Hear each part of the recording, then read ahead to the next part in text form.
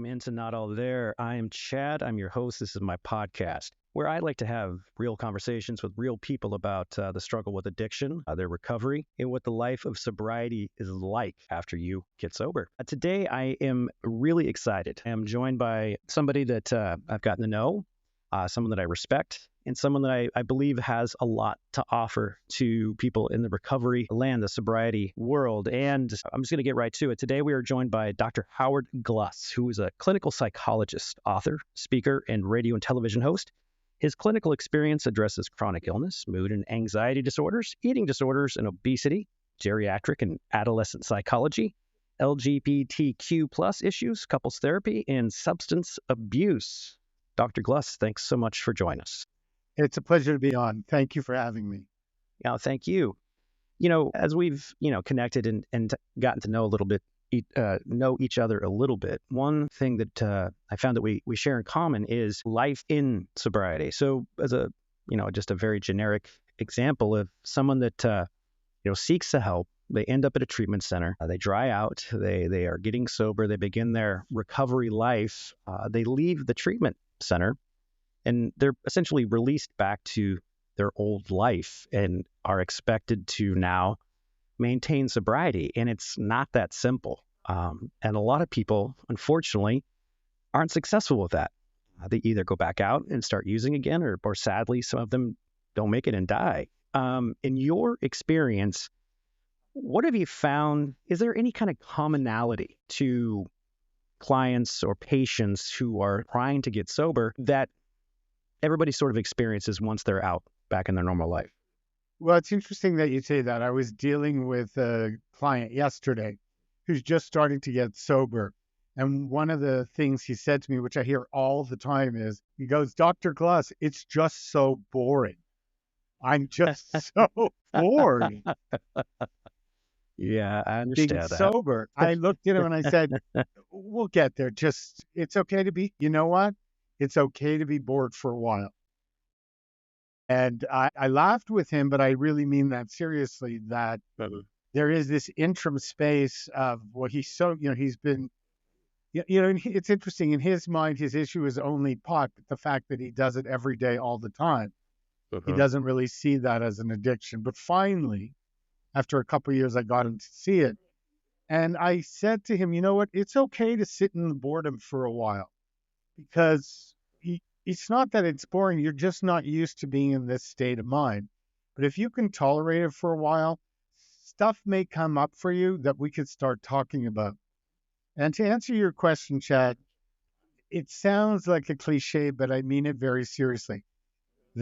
I've been doing this for about 25 years. The people that I found are the most successful are those that find a life that really interests them, that they feel passionate about, that they feel connected to. But it has to be their life. I can't lead Chad's life. Chad can't lead my life. And it can't be about pleasing other people. It is finding, through that boredom, eventually finding that spark in something that interests you enough to really pursue. Doesn't mean it's going to be easy. Doesn't mean that it's not going to have a lot of challenges, but at least it's going to be something that feels real to you. And that's the most important thing. I say to patients all the time, you just got to get really bored with being high after a while, because it is repetition. Oh, yeah. Especially, working a lot in Los Angeles with a lot of artists. People feel that, I create my best, Dr. Gluss, when I'm high. I go, well, you think you create your best when you're high. Other people may not think that way. I've been to plenty of house parties, but I know. you do, and it could be very different than what your perception is. But when you're high, you're also in a loop. You're sort of in a cycle. So you're always creating from the same place. When you get sober, it opens up your repertoire of where you might be able to choose information from, where you might be able to choose your inspiration. So there isn't, my patient yesterday was right. There's an awkward space. And that's a lot of times, especially to answer your question, when people come out of treatment, they're kind of in no man's land for a while. They're not really in their new life, and they're not really in their old life. That's right. They don't know how to deal with that emptiness, that space in between. It's like you jumped off a ship, but you're you're swimming towards shore, but you're still in the water. Yeah. So my Yeah. best advice to people is tolerate that space. Let be okay. What would you recommend, or what would you offer somebody as a suggestion um, to use to allow themselves to sit in that space, to tolerate it, to find a way to be okay, not necessarily comfortable, but accepting and okay with how they're feeling about it? It's a great question. A few thoughts. I find for myself, meditation is very valuable to allow myself to be in that space, to go deeper with those feelings. So to be in a meditative state at times so you can calm down, because in that meditative state, stuff may bubble up for you that may give you some clues as to where you want to go. And to also respect that space. In this world, it's really fine to not know. It's actually a very valuable space to be. Yeah. So to say to yourself, you know what, this is cool. I can be here. I can be in this space. I don't have to fill it up with busyness. I just have to be mindful of it. And when I say tolerate it, go do other things. Throw yourself into other stuff. Get physical. Do whatever it is you need to do. The answers will come. And Yeah. trust is a big issue too. And Yeah. surround yourself with the people that can inspire you, that can help you, that have been there before, that have a community.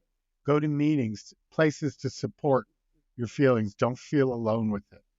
Now, isolation Absolutely. is such a big part of addiction. Oh, I mean, in my own experience, and I know from friends, I started a sober men's group in my house about, gosh, I guess 9 years ago, and it's really blossomed into a really beautiful community of men for us, and we're just very honest about it's sober based, it's lightly AA based, but on a bigger scope, it's a safe space for us to talk about whatever it is we're feeling. There's a lot of us are of a certain age. I'll be 50 in about a month, and a lot of my peers, my sober peers, are roughly around the same age, and we still deal with this perception of masculinity. We can't be emotional. We can't. It's better to sit around and be pissed off than it is to like understand what it is you're feeling, which is more or less just fear. That's fear of being alone, fear of being by yourself. Um, but what am I trying to say here? Is that the community is the important part of it, right? Having people that are like-minded. I mentioned off mic that I listened to this podcast interview that you did with Mark Tweedle on his Connection Requested Or as podcast. Mark would say, Mark Tweddle.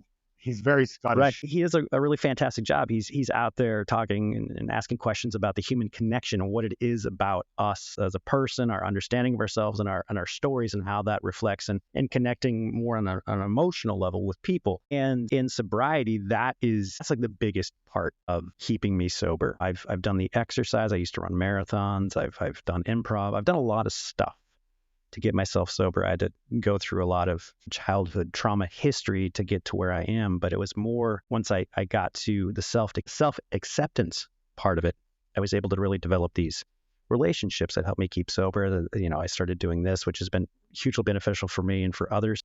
You have your client that you use it as an example that he's bored about sobriety. Do you recommend group therapy or group settings? Kind Yeah, of. I mean, for him, group settings are great. And also, he does individual work with me, and also having him explore. Well, let me backtrack for a bit. Sure. To answer your question, addiction is really, it's a lot of things, and it's obviously very complex. And there isn't a direct linear cause and effect. It's dynamic. Many things come into play that causes addiction. And so one of the things that I have seen over the years, and it's written a lot about, is the sense that addiction is a disease of isolation. That, and it's not just physically isolated, it's mentally isolated. That you feel you're really different. You can't really connect to people. You don't have really the ability or a sense of how to communicate, how to attach. Maybe you never really attached to people around you. So that can cause a lot of anxiety.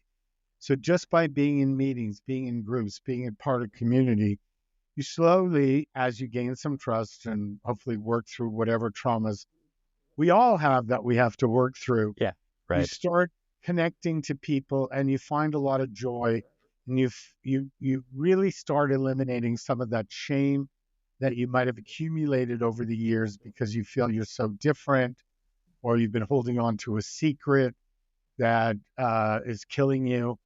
Mm-hmm. And so that, to answer your question, that sense of connection, like you guys getting together and just talking, Mm-hmm. is so important. And you're right, you don't have to put a label on it. It's 12-step-ish, it's guys talking, it's whatever it needs to be in the moment. And if you trust in that moment, it'll be the most powerful moment. I wouldn't worry too much about how to define it. When you were saying it, I was just saying, guys Yeah. talking, Yeah. guys, Guys, there you go. just, It's just a you group of know, guys talking. I don't know Yeah. what I can say on this podcast or not. You could say anything you want. Okay, so guys sitting around shooting the shit There you go. and reinventing their concept of what masculinity is. Yeah. We've Yeah. grown up with these, I think right now, pretty archaic concepts of what it Absolutely. is to be a man. And Absolutely. it just doesn't work anymore. People will say that to me too. They'll say, well, I'm not going to talk to anyone. I'm going to do it on my own. I'm not going to connect. And I'll probably say, okay, so how's that going for you? Yes. Yeah. I often say, okay, well, good luck with that. Well, yeah, how's that going? Because Have fun. it didn't go so well. You might want to try something different. Yeah, because it might be going okay from your perspective, but from over here, you're a fucking mess. Yeah. Yeah. And that's what I tell people too. I said, look, it's not that what I'm just trying to offer you an alternative way of thinking. Mm-hmm. I'm not necessarily, I want to support what your goals are, what you might want to do in your life, as long as it's not harmful. But Mm-hmm. maybe you just need to look at it from a little bit of a different angle. Yeah, it is, a big commonality and most, people in recovery, most addicts is the people pleasing aspect of it.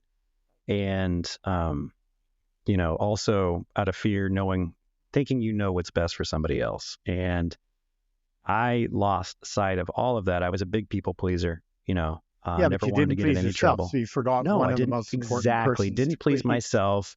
And then I was afraid of who I was because I didn't know who I was. And I thought I knew what was best for everybody else. And it's just this vicious cycle. And of course, then the alcohol and drugs, settled that down. So now you have a treatment facility. Is that correct? No, I have not a physical facility. I Okay. own a company called Dare Not Health. Oh, We that's correct. Okay. do individualized concierge wellness, drug, and rehab programs.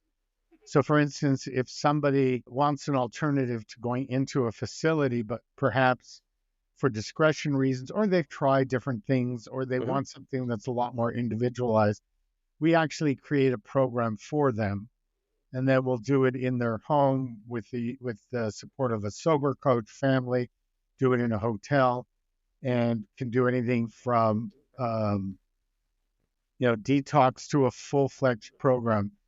Hmm. I got into it because I've been the director of a facility. I've worked a lot in facilities, and I saw that there were some people that going into traditional rehab just didn't work for them. They needed something that was really more one-on-one, but very full service, intense type of Mm-hmm. experience. Mm-hmm. So I saw a little niche for us, a little way of providing a service that some people do really well in. More of like sort of a nurturing aspect, I suppose. I don't know. Yeah, it's That's exactly, you know what? Instead of yeah. going to a facility and having a full day of activities, all Yeah. these providers show up at your house. I mean, And, sounds it's a pretty good. complex.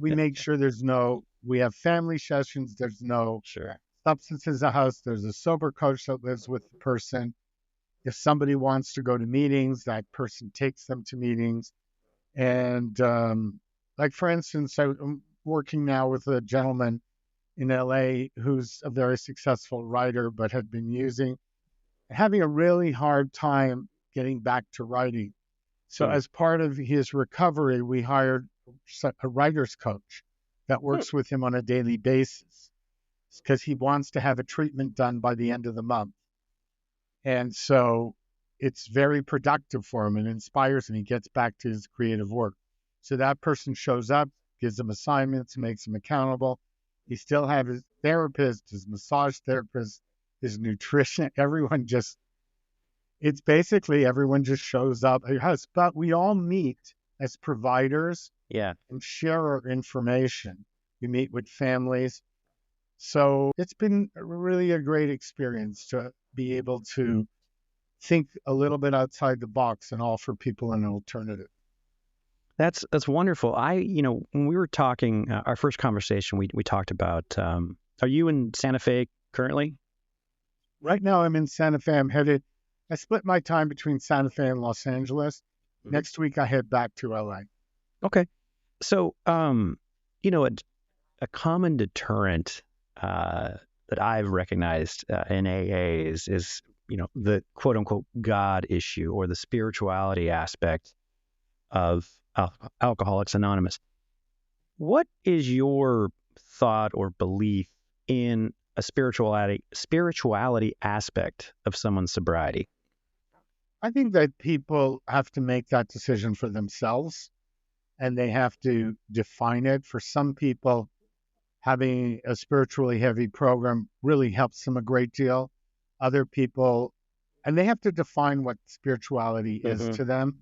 Mm-hmm. And other people are more atheist or agnostic. And, I may work with them and say, how would you, it's the knowledge. How do you want to translate it into a nomenclature and something that makes sense for you? So that's part of being yourself. I'm very careful not to define that for people. Maybe someone is, traditionally religious and needs that Right. aspect. It's really up to the person. But what I do tell clients, because in LA and both in Santa Fe, there are some secular meetings. So they can always go to a secular meeting. But even if they go to a more traditional meeting and there might be a prayer at the end, I said, if you don't want to do it, don't do it. Yeah, you But don't have to. don't make that the defining reason why you don't go. Yeah. It's just not that precious. There's a lot of other valuable things you get out of it. People that are in that room don't give a shit if you decide not to pray. Well, isn't that what sobriety is all about? Like, yeah, making those decisions for yourself, and people will respect it. And if they don't, they don't. But it's part of an individual making their choices. So, let's go in the Wayback Machine, if you would. Sure. How did you get into the work that you're doing? What was there? Was there an inspirational moment from you? You got a job. I kind of fell into it. I don't know. Well, sometimes a lot of times stuff like that happens, and then you find your passion afterwards. I have been blessed. I've had loved ones and been involved with Al-Anon. So I've had people around me dealing with issues of addiction. So I got into it that way, sort of through the back door, as you would say. But I also, when I was young, I don't know, I just had working with different populations, I just felt this deep connection of working with people who had issues of addiction, especially around the issue of isolation. I struggled with a childhood disease called osteomyelitis that left me in isolation at times between the ages of 6 and 16. It's a bone disease. I had like 6 or 7 surgeries. Jesus. But I knew what it was like. Every time I had a surgery, I had to start up again and literally learn how to walk and learn how to struggle and deal with issues of shame and frustration and feeling different. And as I started, and eventually I was lucky and got healthy. I got really good help.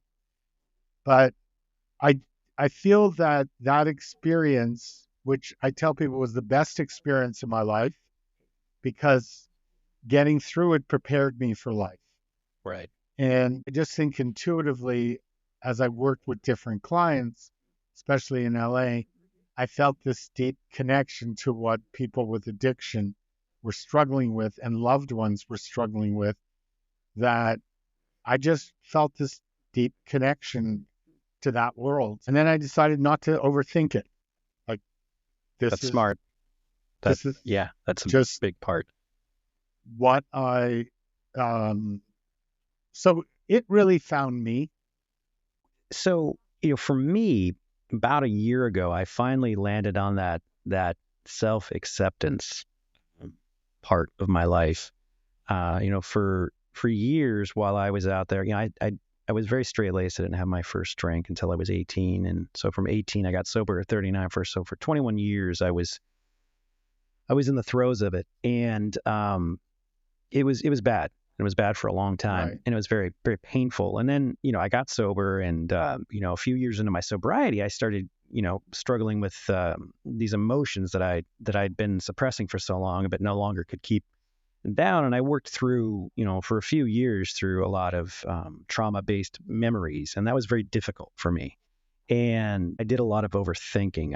I needed to know why these things happened to me, right? I needed to know the why. I couldn't accept that it just was. I had to know why. And it was basically re-traumatizing myself over and over and over again. And this is going to be a reference back to the podcast with Mark that you did, that, why I finally said, you know what, you're only given so many fucks in life, and you don't have that many left. So now is a time to really hold on to those fucks and use them, sparingly. And something about that really clicked with me. And then I understood, and this goes back to what you just told us about yourself and your illness, was that it prepared you for life. That yes, these things happen to me, and what can I do? I can't do anything about it, but those happening to me have made me the person that I am now. And this person is excited about, spreading knowledge and acceptance and joy with that. It's okay to be who you are. It's great to accept who you are, because you shouldn't be anybody different. And that was a lot of work to get to. And sometimes it makes me feel, I guess, sad when I see it, when somebody's not willing to accept that. Have you found anything that the services that you offer, do you do any art-based therapy? Yeah, no, I do a lot of that. Let me answer a couple. Yeah, 'Cause you sure. said some really wonderful things, and I'll talk about that too. Okay, that's great. Flashed on when I was in my early 20s, I was with this really great therapist, and I was feeling very sorry for myself, Mm-hmm. because of my illness. Sure.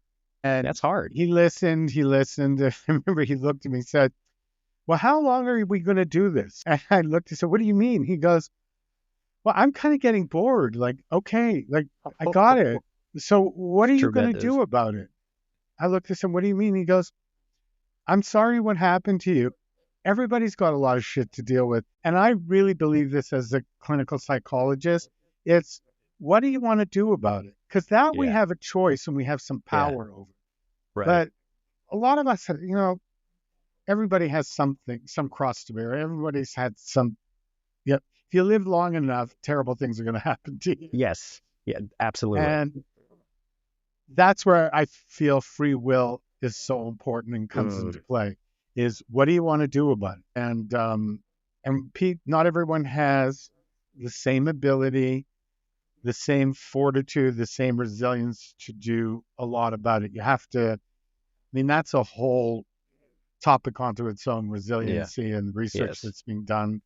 And, the biological predisposition for it. Why do some people survive terrible traumas and actually flourish afterwards, and other people perish with disease or addiction? But so, like I said, it's never an easy answer.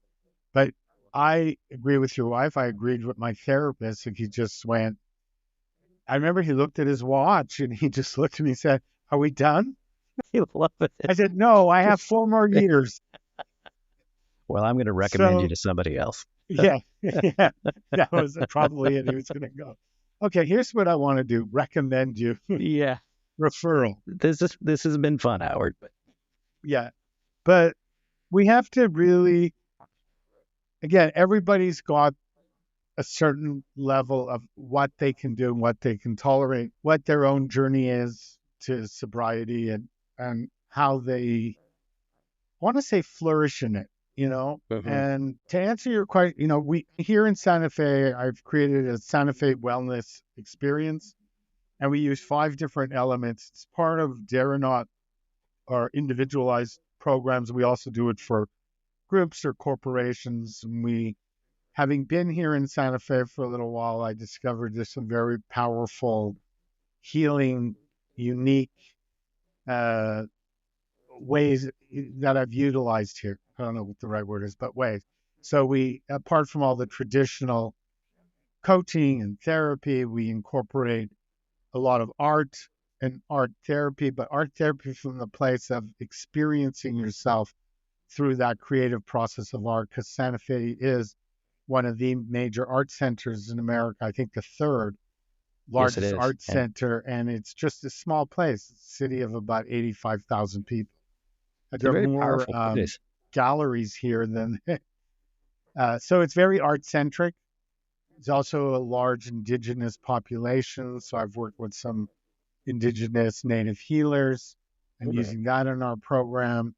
And then, all the physical, the culture here is incredible, the beautiful landscape. So we just sort of bring it all together because it's all designed for one thing, trying to help people individualize and be the masters of their own recovery. That's wonderfully said. That's like, it's taken me a while to kind of get to that point that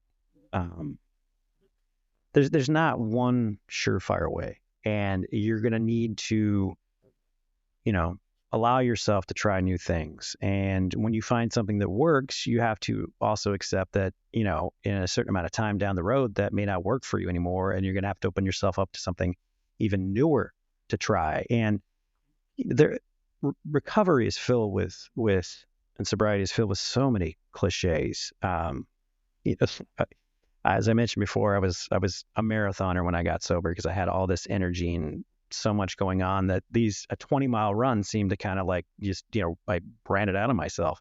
Yes, you could do it great on crystal meth. You have all this. I didn't say you were doing it, but oh God, I lived in LA for like 6 months and so many people around me were on speed and I'm like, I know.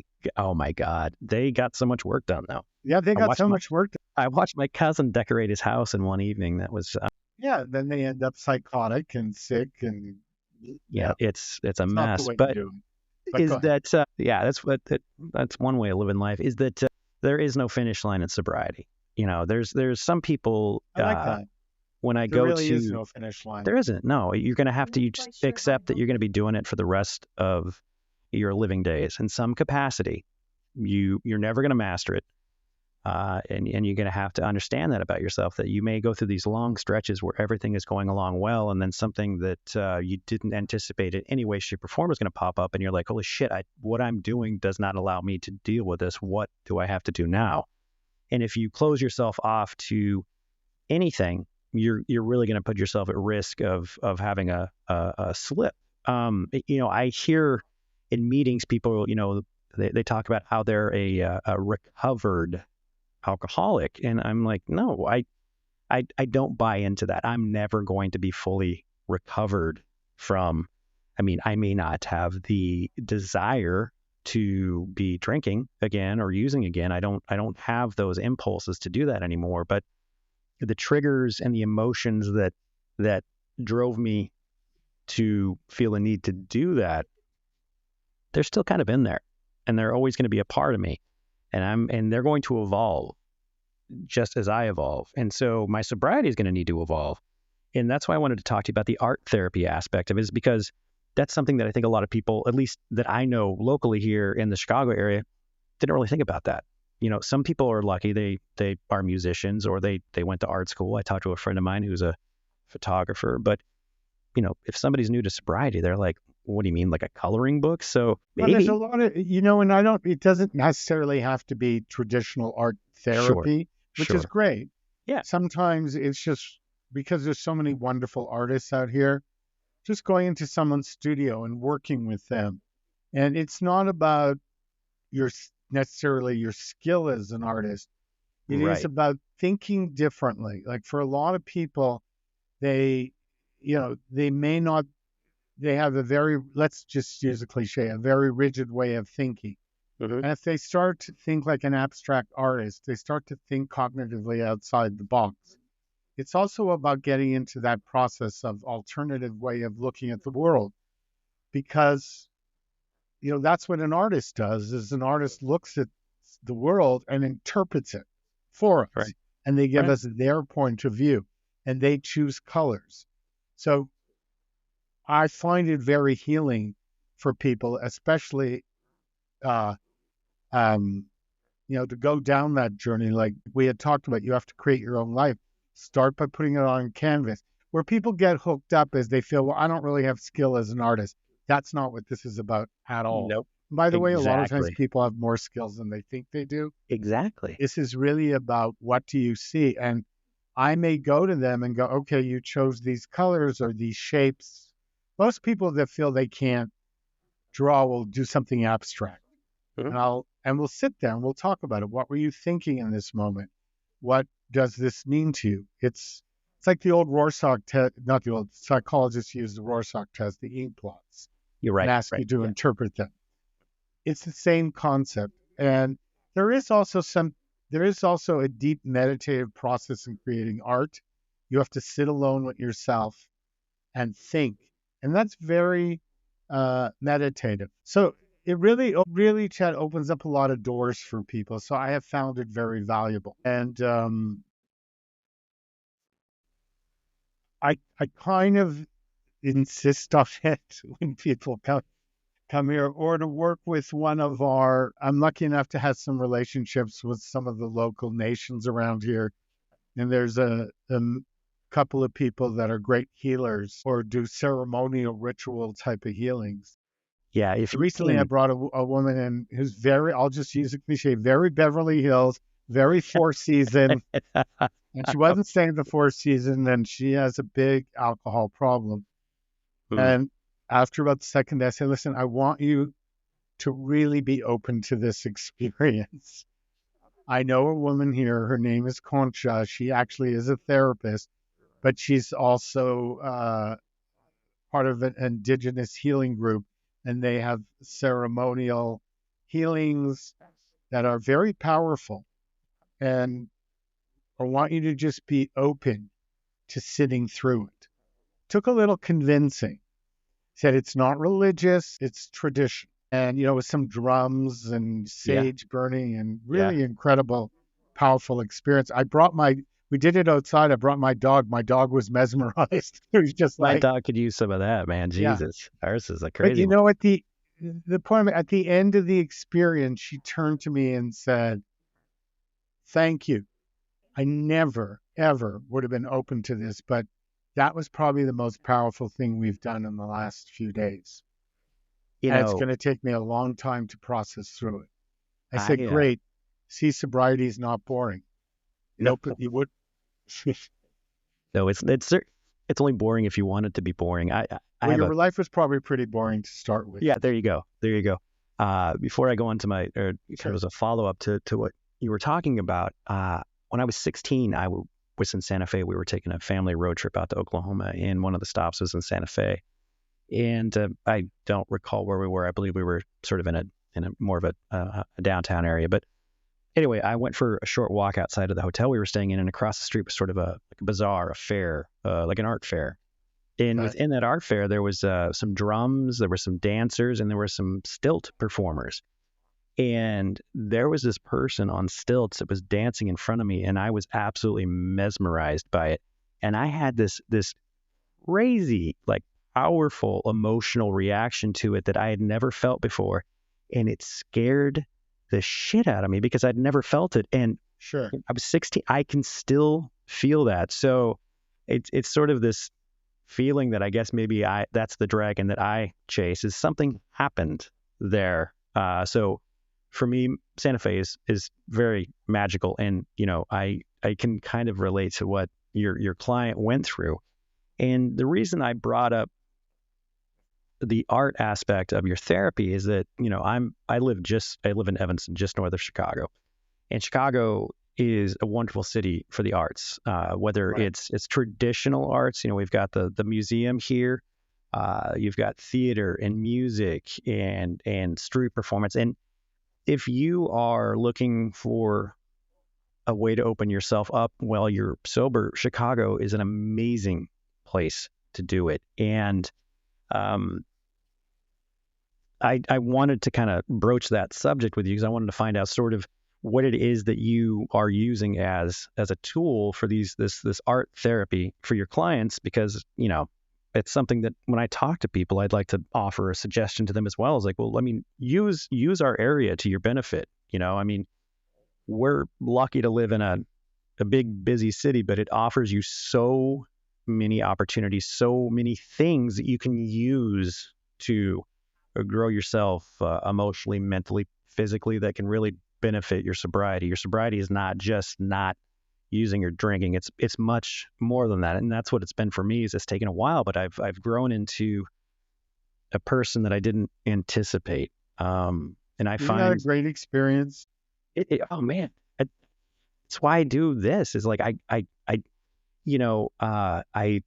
it sort of is like, you know, I want to get on a soapbox and just talk to people about life is fucked up, but it's so awesome. You bring up a good point. Life is fucked up and things are crazy. And the sooner you can accept that, you can actually figure out how to flourish in it. It's not, Absolutely. life isn't what you necessarily want it to be. I say this, but well, it is what it is. Like, Yeah, the power is, and what are you going to do about it? that is so. And to answer your question, you know, when I'm this using what's, I'm going to say organic to Santa Fe and magical about Santa Fe came from living here for a while. But when I'm in LA, I like to use a lot of writer coaches, you know, because the performing arts are such a big deal in the entertainment Right. industry Right. Yeah, in it's LA. huge. So I have writers coaches that help people write their story or their own personal monologues as a way of healing. I've worked with music therapists. There's a great organization called Rock to Recovery, Mm. started by Wes Geer, who was one of the lead bass guitarists for Korn, and they do some Oh wonderful yeah. work using music as a way of healing. So it's interesting in LA because the entertainment aspect is so intense. I use a lot of creative people in our work too. Like I said, that writing coach that we talked about, I've used acting coaches, but more for healing, Hmm. you know, getting people in touch with their feelings and emotions through different acting exercises. So it's the arts, whatever it is, the arts can be very powerful. And then you add in, like I say, more of the traditional and alternative, sound therapy, yoga. So what we do is we create a program for someone, and why limit it? You know, Yeah. it's Why? there's Why? so many ways. Sometimes I hate the word sober because Yeah.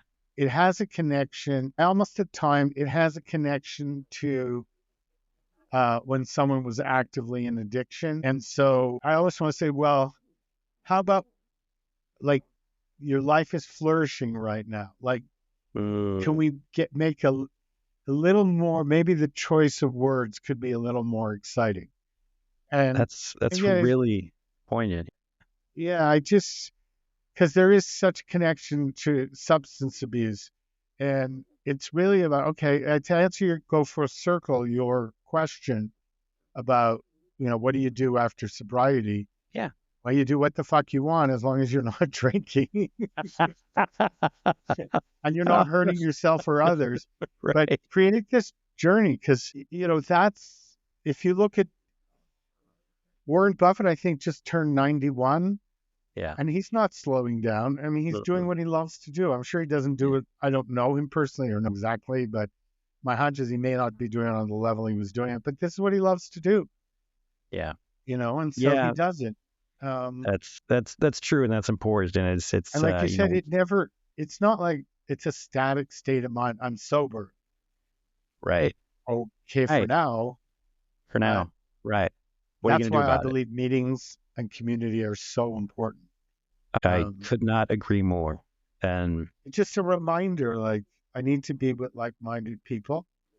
And I say to clients or patients, you'll always get something out of every meeting. You might not get a lot, and they might not be all the same, but you'll have at least one nugget, one something, even if you just sit there quietly with yourself.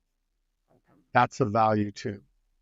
Absolutely. And I think there's going to be more than a few nuggets in this conversation. I want to really thank you so much for the opportunity to speak with you, for you taking the time to do this with me. How can people find out more information about, your services? And do you have anything, coming up that you'd like to talk about? Sure. For recipes, please call in.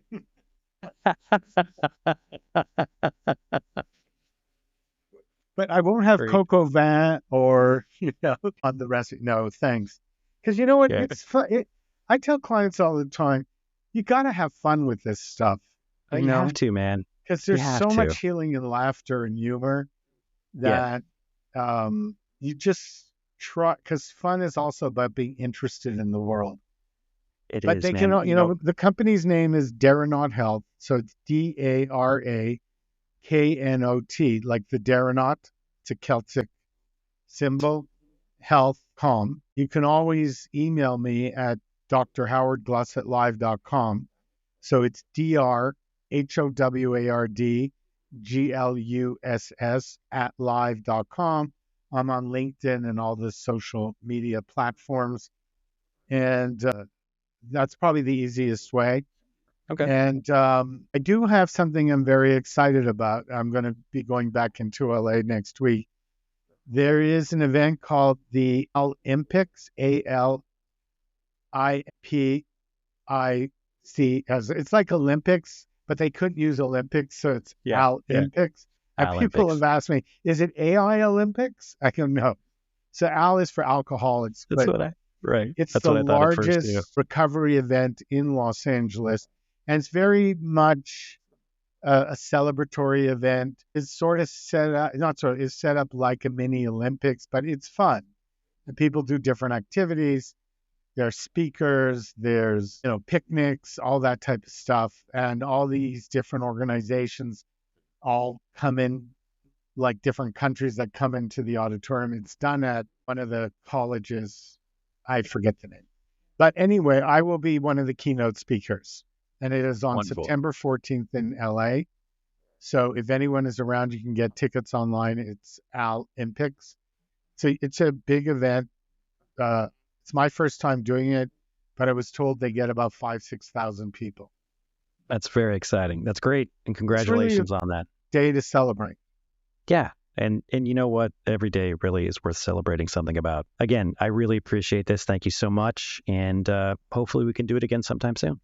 That would be great. And I just want to, the message I always like to leave with people is, look, a lot of us had very little, we had really, especially as children, had no control over the traumas or difficulties that happened to us as children. But what we do have is control over, to an extent, is our ability as what we choose to do about it. And that's what sobriety is asking you to do, is take accountability and responsibility for your life and choose to do something that's both good for yourself and good for people around you. That's wonderful. Thank you for sharing that. It's been a pleasure, Chad. All right. Thanks so very much. Take care. Thank you.